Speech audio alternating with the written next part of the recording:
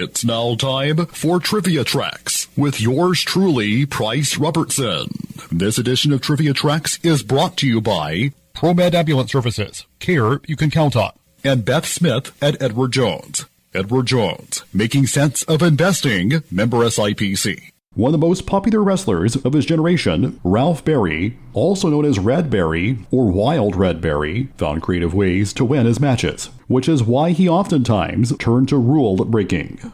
Born in Conway Springs, Kansas, on November 20th, 1906, Berry dropped out of school at age 12 to work in a coal mine to support his family. He started his sporting career as a boxer, eventually winning the Kansas State Middleweight Championship. After breaking both of his hands, he decided to change his sport to professional wrestling. His first recorded match was in 1926, but wrestled at carnivals prior to that date. By 1937, he had won his first title, the National Wrestling Association World Light Heavyweight Championship, which he went on to win 8 more times until 1947, when he suffered an arm injury that made him sit out for a year.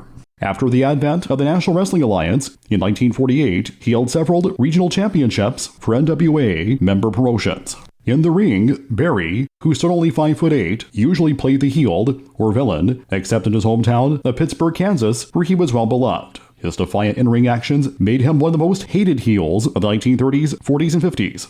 Berry did not care, as his disregard for authority eventually led him to more than 15 pro wrestling championship reigns. Berry later turned to managing, handling the likes of the Fabulous Kangaroos, Gorilla Monsoon, and Bull Ramus, among others, and was not above using his signature cane as a weapon. Outside the ring, Berry was active in his hometown's political circles. He was elected Parks Commissioner once and served as acting mayor twice. He also tried out acting roles on at least one occasion, appearing in the 1952 film My Wife's Best Friend and on an episode of Abbott and Costello's TV series. He even competed on Groucho Marx's You Bet Your Life, winning $1,000 with a fellow contestant. In 1972, Red Berry was inducted into the Wrestling Hall of Fame in Tulsa, Oklahoma, but that same year, he suffered a stroke which impaired his ability to speak. He died on July 21st, 1973, at the age of 66. The cause of death was ruled a heart attack. A species of Echinopsis, developed by Bob Scheck, was named after Berry. A softball field in Pittsburgh, Kansas is also named after him. In 1996, he was posthumously inducted into the Wrestling Observer Newsletter Hall of Fame. And in 2010, the Professional Wrestling Hall of Fame and Museum included him in their Pioneer Era category.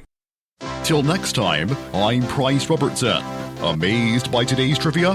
Then join me for Trivia Tracks weekdays at 6:45 on Everybody's Country Y95.